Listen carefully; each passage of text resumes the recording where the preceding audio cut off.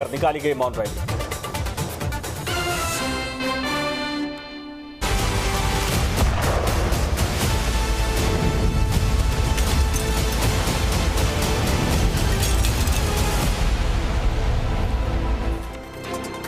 नमस्कार, स्वागत है आपका। आप देख रहे हैं न्यूज स्टेट बिहार झारखंड और मैं हूं आपके साथ संजय यादव। खबरों की शुरुआत करते हैं। दरअसल 5 बजे के आज के सबसे बड़े मुद्दे में जो बहस का मुद्दा है वो बीएसएससी का है।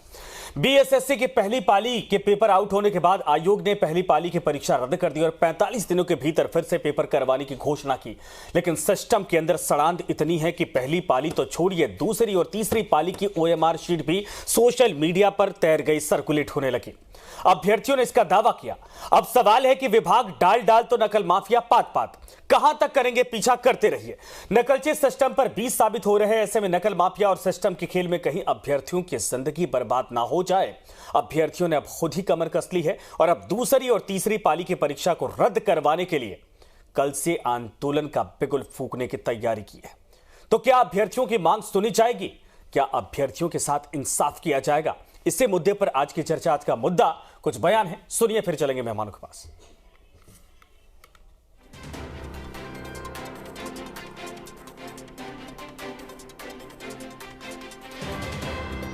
तो आपको बता दें कि जो युवा हैं उनके बाइट्स आई हैं, यानी उनके बयान आए हैं, वो भी हम आपको सुनवाएंगे। लेकिन उसके बीच ये बड़े सवाल हैं कि आखिर परीक्षा का क्वेश्चन बुकलेट परीक्षार्थियों को दिए जाने की मांग उनकी की जा रही, क्या वाकई में पूरी होगी? ओएमआर की कार्बन कॉपी परीक्षार्थियों को दी जाए, ये मांग है। परीक्षा की आंसर शीट भी दी जारी की जाए, ये मांग है। रिजल्ट के साथ कट ऑफ और मार्क्स को भी जारी किया जाए, ये भी इनकी मांगे हैं। ये प्रमुख मांगे हैं जिनको लेकर लगातार आज सवाल भी करेंगे। मेरे साथ जो मेहमान जुड़ रहे हैं,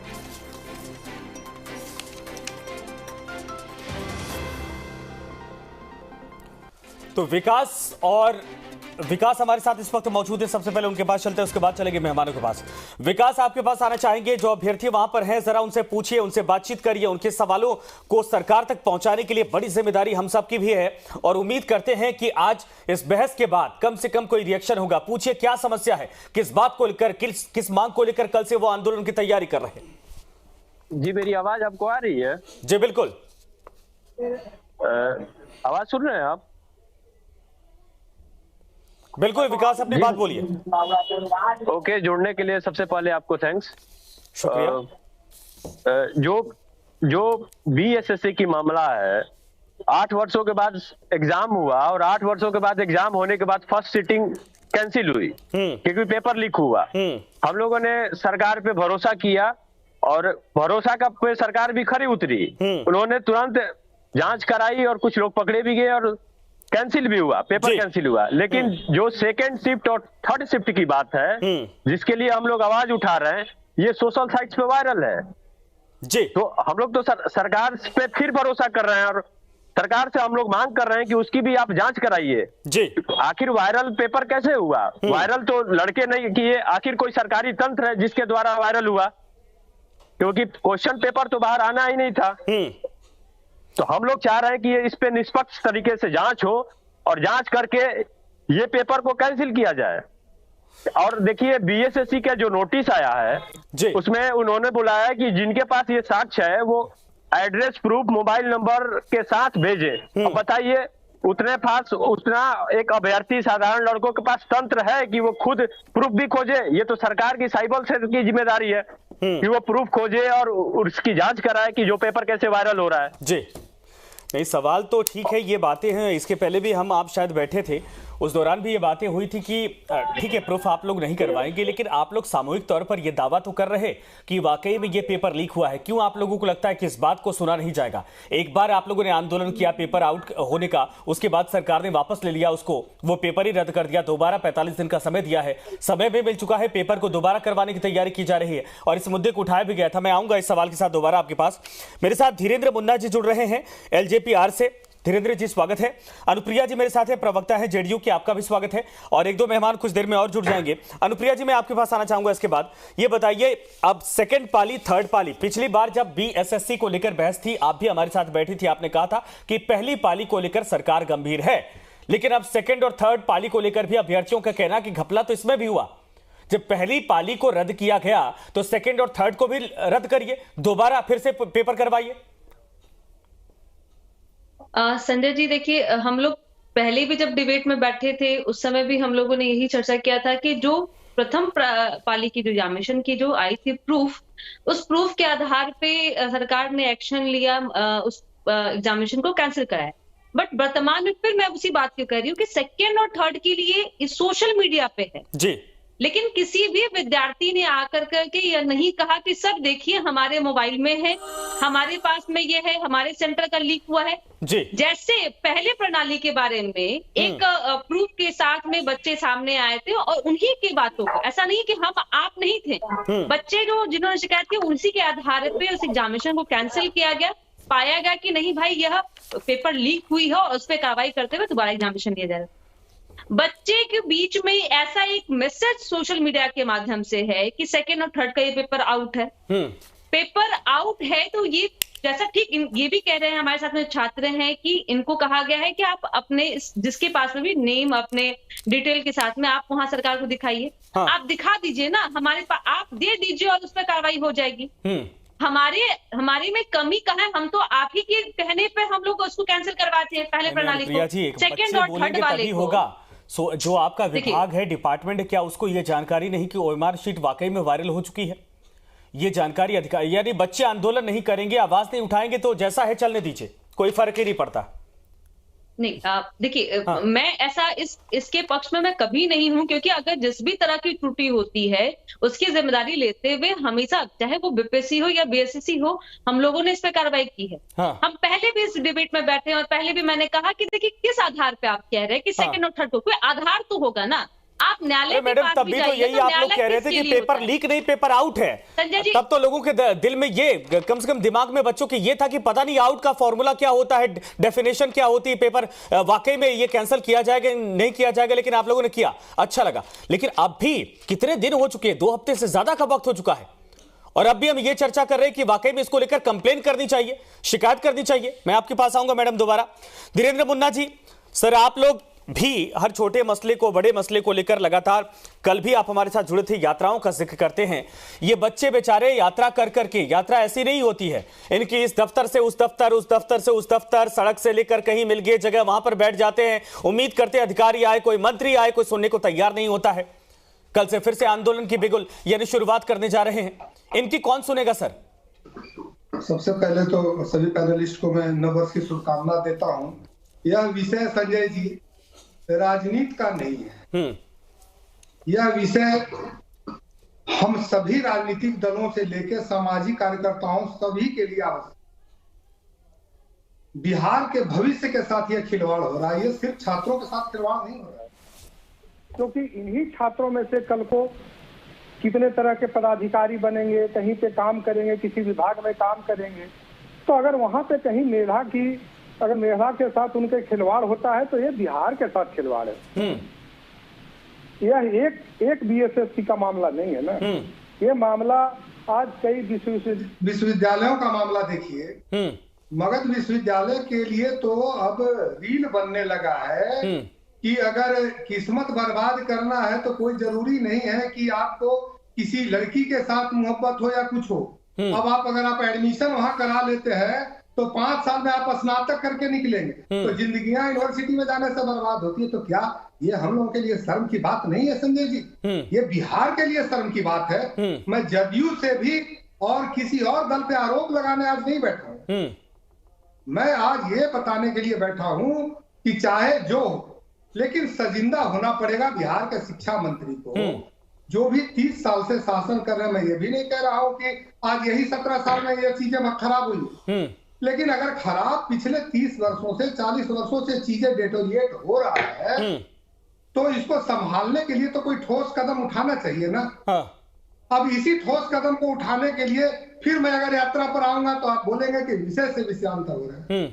चीजों को तो समझा जा सकता है, आप संजय जी समझ रहे हैं, सारे लोग समझ रहे हैं, क्या मुख्यमंत्री जी को ये चीजें नहीं समझ में आ रही है? बिहार के शिक्षा मंत्री जी समझ सकते हैं, उनके ऊपर बैठे मुख्यमंत्री जी समझ सकते हैं, इनके निवर्तमान में हम लोग भी सरकार में रहे।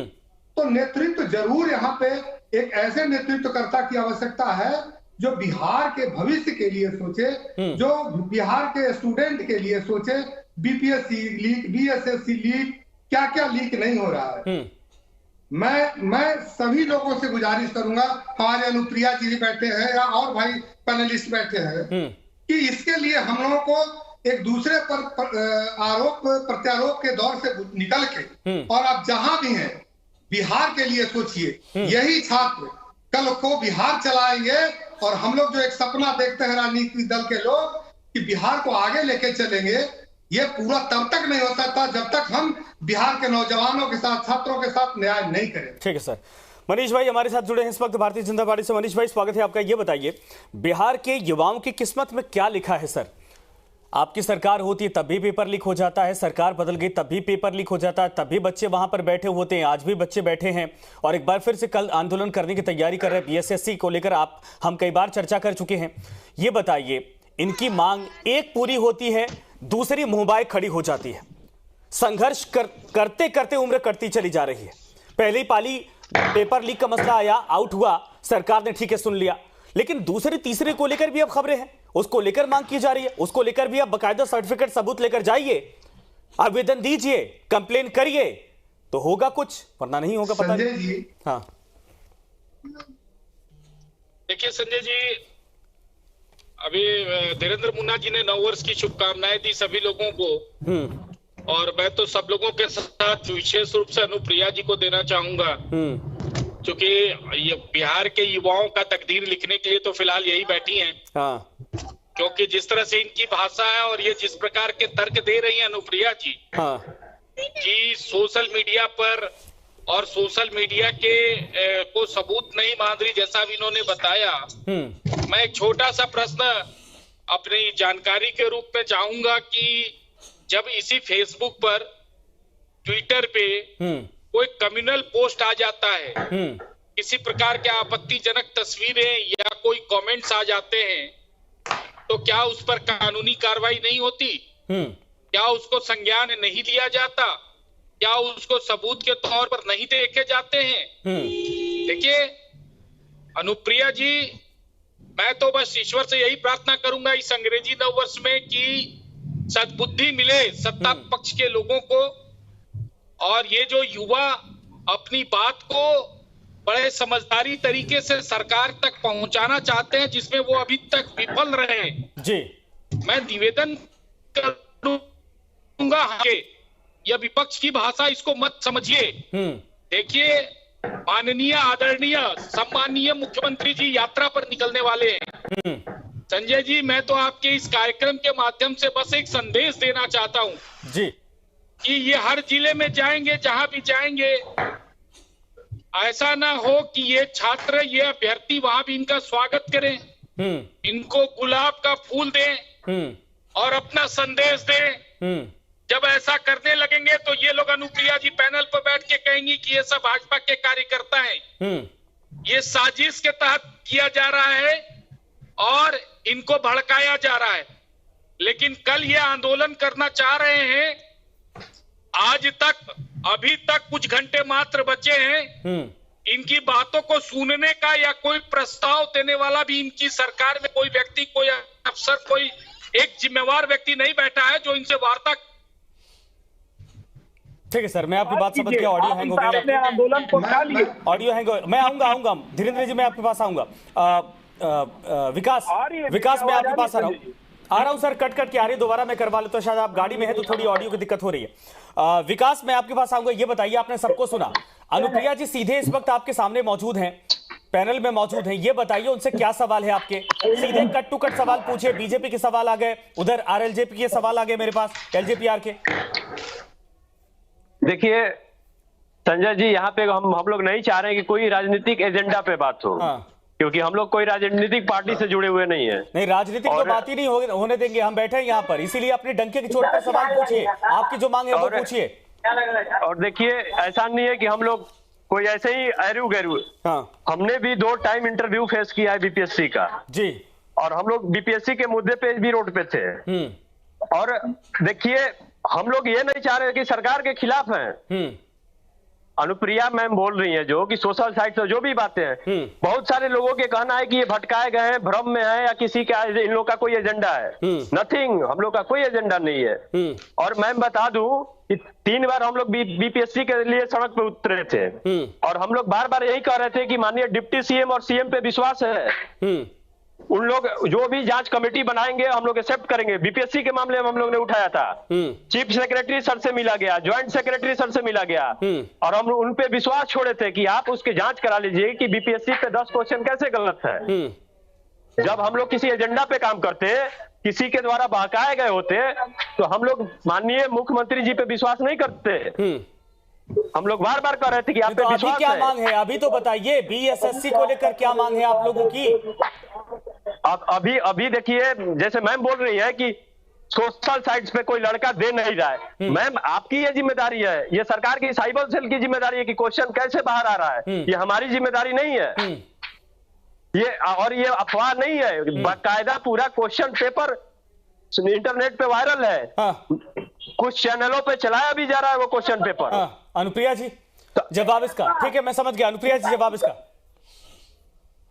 संजय जी, फिर मैंने जो बातें कही है मैं उस पर अमल हूं और मैं उस पर कायम हूं। दूसरी बात कि अगर यह भटकाया नहीं जा रहा है और इस मुद्दे को राजनीतिक मुद्दा नहीं बनाया जा रहा है, युवाओं को इस्तेमाल नहीं किया जा रहा है, आपको मैं प्रूफ कर दूंगी अभी फिलहाल कि जैसे हमारे बीजेपी के प्रवक्ता हम बता रहे थे कि भाई जिस तरह से युवाओं का भविष्य खतरे में है, हाँ। एक सलाह मैं दूंगी कि राजनीति करने से बेहतर कि जिस मुद्दे पे आप कह रहे हैं कि सोशल मीडिया को अगर माध्यम बना करके कि हम लोग उसको अगर कहें कि एग्जामिनेशन का क्वेश्चन पेपर आउट हुआ है, मान लीजिए कोई भी छात्र सामने नहीं आना चाह रहा है किसी भी कारण से, तो मनीष पांडे जी आगे आ जाएं, वो मिल जाए छात्रों से और ले उस कागज को प्रूफ और चले जाए सरकार का। सरकार ही सिर्फ पूरे शासन को नहीं चलाती है, पक्ष विपक्ष दोनों की जिम्मेदारी होती है कि सत्ता या सरकार जो है वो जनता के हित में कार्य करे। अगर हम विफल हैं, अगर हम गलत हैं, तो मनीष पांडे जी बीड़ा उठा ले और उसी सोशल मीडिया को प्रूफ बना करके जाए आप शिक्षा मंत्री के पास में, तो यह नहीं करेंगे। क्योंकि मैं फिर कह रही हूँ कि ये प्रश्न पत्र जो लीक हुए हैं संजय जी, बहुत गंभीर बात है। ये कौन से मतलब कि 3 प्रणाली में एग्जामिनेशन हुए, कौन से पाली का ये क्वेश्चन पेपर है, इसको कैसे हम आइडेंटिफाई करेंगे? अगर कोई छात्र सामने आकर के निकले कि हाँ सर हमने ये एग्जामिनेशन दिया है, ये पहले प्रणाली का बात हुआ, उस पर हम लोगों ने कार्रवाई की है सरकार ने, सेकंड थर्ड का हो रहा है, ये कैसे प्रूफ हो सकता है कि ये फर्स्ट वाले का नहीं है, सेकंड और थर्ड का है? अगर हम विफल हो रहे हैं, फिर हम कह रहे हैं कि हम विफलता हमारे हाथ में लगी, तो मनीष पांडे जी, बहुत जिम्मेदारी विपक्ष की भी होती है, सिर्फ बयान देना नहीं होता है। और ऐसे युवाओं को जो आप एक दिशा दे रहे हैं कि जाकर के युवाएं वहां पे यात्रा में मिलेंगे, उसके पहले आप आके मिल लीजिए ना शिक्षा मंत्री से।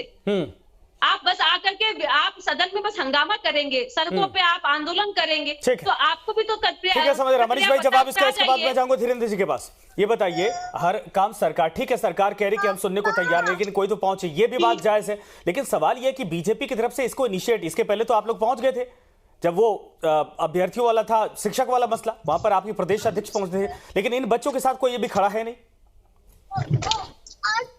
देखिए, हम अपनी बातों को उचित स्थान पर उठाते रहे हैं। हम लोगों ने बीटेट सीटेट के मामले पर भी हमने विधानसभा में उस विषय को उठाया था जो उचित माध्यम था। एक बात, दूसरी बात, अनुप्रिया जी यहाँ पैनल पे बैठ के कह रहे हैं कि यह गंभीर मामला है। अगर अनुप्रिया जी सरकार की नुमाइंदा के रूप में अगर यहाँ बैठी हैं और कह रही है कि वाकई में यह गंभीर मामला है, तो ये इनके शिक्षा मंत्री या इनके मुख्यमंत्री को यही मामला गंभीर नहीं दिखता है। और अगर नहीं दिखता है तो क्यों यह संवेदनहीनता आखिर क्यों है? और अगर अनुप्रिया जी को लगता है कि वाकई में यह अभ्यर्थियों की बात नहीं मानेंगी, अरे सुन लीजिए ना, मैं आ रहा हूँ आपके सवाल पे ही आ रहा हूँ ना, आप सुन तो लीजिए अनुप्रिया जी, अनुप्रिया जी आप सुन तो लीजिए ना पहले। अनुप्रिया जी आप हमें बीएसएससी पे नहीं बोलिएगा, आप सीट पे बोलिएगा, टीचर पे बोलिएगा। ठीक है मनीष भाई बोलिए, आपकी आवाज आ रही है। जब नहीं बोल रहा था तब तो आप आरोप लगा रहे थे इन अभ्यर्थियों पे, ये बीजेपी के में आके काम कर रहे हैं। मैं आपने कह तो सातवें रही चरण हूँ के कि व्यक्ति आप को भी बोला कि बीजेपी के एजेंट है, बीपीएससी के लोगों को आपने कहा कि बीजेपी के एजेंट है, आप भाजपा से आपने ऊपर उठ के क्या काम कहा था कीजिए, बीपीएससी आप के अभ्यर्थी अभ्यर्थियों के को कि काम बीजेपी के कीजिए। एजेंट है, और आज जब यह विषय आ रहा है तो फिर आप कोई लोग भी कह प्रूफ रही नहीं है, ये बहकावे कोई में भी ना आए, प्रूफ किसी के नहीं होने बहकावे के में ना आए। कारण जब आप अभी गलत कर रहे हैं, ये युवाओं लड़के को जो भटका रहे इनोसेंट हैं। हैं, निर्दोष हैं, ये आप ठीक भटका कहा, रहे हैं। इनोसेंट है, आप इसको विकास जी बहका से रहे यही हैं। बात आप विकास जी को आप- बोल दीजिए ना। हाँ। अनुप्रिया जी विकास यही बात आप मैं विकास बता जी को रही बोल हूँ ना, दीजिए। मैं विकास जी से ही आप आग्रह अपने कर रही हूँ कि पैनल में मनीष विकास पांडे जी जी है का ना। नंबर ले लीजिए, चैनल के माध्यम से आप मनीष सुनिए, पांडे जी का सुनिए। नंबर ले लीजिए, आप और यही मनीष बात पांडे जी विकास जी आपकी को कह अगुवाई दीजिए ना करेंगे। कि आप लोग बहकावे मनीष में आ रहे पांडे हैं, जी बहुत ही आप लोग सजग नेता बहकावे में आ रहे हैं, बहुत ही युवा आप यही नेता बात हैं, विकास जी को बता जो दीजिए ना। युवाओं के बिहार की अरे आपको जनता की बीपीएससी के काम परीक्षा करते हैं। नियंत्रक आ को जाइए हटाना आप। पड़ा ना। चलिए साथ में मनीष पांडे जी अनुप्रिया बात करो, मैं भी आपके साथ चलूंगी। बेइज्जत होके पक्ष विपक्ष चलते हैं, आप बेइज्जत होके आपको मैं आपके बीपीएससी साथ के चलने को परीक्षा तैयार हूँ। नियंत्रक को बात हटाना यह पड़ा है, ना। अच्छा एक किसी भी सेकंड तरह देखिए, इन का बातों का कोई proof नहीं मतलब नहीं आपके है, पास इन में। बातों का लड़ने का कोई मतलब नहीं। मुझे किसी सीधा भी बताइए, तरह का आप लोग proof पक्ष और नहीं है, विपक्ष मनीष करते पांडे रहिए जी। काम जवाब करिए। देने नहीं दे रही है मुझे ना। ये बताइए, कल से नहीं, ये जो संजय बच्चे जी, ये बैठ रहे जवाब कौन नहीं जाएगा देने दे इनकी रही है, सुनवाई अपनी करने? बात रख ले रही धीरेन्द्र है। जी, और मेरी बात के समय में डिस्टर्ब नहीं बिल्कुल, मैं आपको समय दे रहा हूं। मनीष भाई ठीक है, एक मिनट आपके पास है, इसके बाद मैं जाऊंगा दूसरे मेहमान के पास। अनुप्रिया जी प्लीज एक सेकंड रुकिए आप। हाँ मनीष भाई, मैं पूछता हूं कि ये अगर कह रही हैं कि बीजेपी वाले, तो ये तो शुरू से इन अभ्यर्थियों को बीजेपी का एजेंट कह के और शुरू से बदनाम करते आ रहे हैं कि बीजेपी वाले बहका रहे हैं। हाँ। नीतीश जी की सभा में कुर्नी में ये शिक्षक अभ्यर्थी गए तो उन्होंने कह दिया ये सारे बीजेपी के कार्यकर्ता हैं। हाँ। मैं भारतीय जनता पार्टी अपना रोल अदा करना जानती है, विपक्ष के रूप में भी और सत्ता पक्ष के रूप में। अनुप्रिया जी कृपया यह न सिखाएं कि भारतीय जनता भूमिका है। आप विकास ही अभ्यर्थी के रूप में हैं, आप उनसे और बहकावे में आ रहे हो तो गलत है। और हम आपकी मानेंगे तब तक बीजेपी इस विषय को नहीं उठाएगी। आप बोलिए विकास जी को, उसके बाद मैं आपके प्रश्नों का जवाब देता हूँ। ठीक है विकास, मैं आपके पास आपको एक सवाल लेने के लिए कि आप वाकई में आप लोगों को कोई बहका रहा है। अनुप्रिया जी एक सेकंड, एक और मेहमान हमारे पास है, उनके पास भी जाना पड़ेगा आपके पास। ठीक है मैं आऊंगा धीरेन्द्र जी, संजय जी एक सेकंड, मैं आग्रह करूंगी, एक सेकंड में आऊंगा मैडम, आपकी इसके बाद जवाब आपको समय दूंगा, प्लीज आप नोट डाउन कर लीजिए, जवाब दीजिएगा। धीरेन्द्र जी ये बताइए, नए साल की बधाई तो आपने दे दी सर, लेकिन सवाल है नए साल में अभ्यर्थियों को क्या मिला? जस के तस, उनके लिए तो कुछ बदला नहीं है। मैं विकास जी की बातों से पूरी तरह से सहमत हूं। हाँ। इनके हाथ कुछ नहीं लगा है। और सच्चाई है कि जो एग्जाम हर एक साल होनी थी वो 8 वर्षों पर हुआ है। 8 साल तक इनके धैर्य को मैं सलाम करता हूं यहाँ के छात्रों। अगर यही दूसरा राज्य होता तो कई तरह से विरोध प्रकट करने का तरीका अपनाते, लेकिन ये गांधीवादी तरीके से हमारे छात्र जो है बिहार के, मैं उनकी तारीफ करता हूं। आज के समय में अनुप्रिया जी कह रही हैं कि उनको प्रूफ देना चाहिए। मुझे संजय जी आपके माध्यम से अनुप्रिया जी से पूछना चाहते हैं कि बच्चे खुद से पढ़ें, खुद से तैयारी करें, और गुनाह भी अगर कहीं हुआ है तो उसका खुद से वो प्रूफ ले जाके दे, तो क्या सरकार करती क्या है? मैं ये जानना चाहता हूँ अनुप्रिया जी से कि आखिर उन्हीं को सब कुछ करना पड़ेगा, तो एजुकेशन विभाग यहाँ का क्या कर रहा है? वहां खुद वो संज्ञान क्यों नहीं लेती है? अगर कोई क्राइम करता हो संजय जी, तो क्या उसको आत्मसमर्पण करेगा तभी पुलिस पकड़ेगी बिहार की? इनका कहने का अगर मतलब ये है तो फिर बिहार में सत्ता और शासन क्या है? मुझे इसका जवाब चाहिए। सभी चीज स्टूडेंट को ही प्रूफ करना है, पढ़ाई भी इन्हीं को करनी है, नौकरी भी इन्हीं को देना है, कैंसिल के लिए भी इन्हीं को जाना है, भाड़ा भी इन्हीं को लगाना है दोबारा। आदरणीय तेजस्वी यादव जी जब विपक्ष में थे तब उन्होंने कहा था कि अगर लड़के का एग्जाम समाप्त, ठीक है सर, थोड़ा समय कम है, मैं आपके सवाल को समझ गया। विकास एक और आपके पास आऊंगा, मैं चाहूंगा अनुप्रिया जी से फाइनली आप भी एक सवाल लीजिए। मेरा भी एक सवाल होगा, जिस सवाल ये होगा कि इतनी व्यवस्थाओं के बाद आप लोग नकल माफियाओं तक पहुंच क्यों नहीं पाते? विकास आपकी बारी, जल्दी से एक छोटा सवाल, फिर मैं फाइनली अनुप्रिया जी से कमेंट दूंगा। नहीं, मैम से मैं यही कहना चाह रहा हूं कि हम लोग सरकार के विपक्ष में थोड़ी काम कर रहे हैं। और हम लोग की आंदोलन में हम लोग चाहते भी नहीं कि किसी भी के पार्टी के नेता जुड़े। अगर हमसे हमदर्दी कोई भी पार्टी के नेता रखते हैं तो आवाज उठाए हम लोग के अलग प्लेटफॉर्म पे, जो उनकी प्लेटफॉर्म है। और हम लोग हमेशा चाहे हैं कि गांधीवादी तरीके से अपनी बात उठाएं।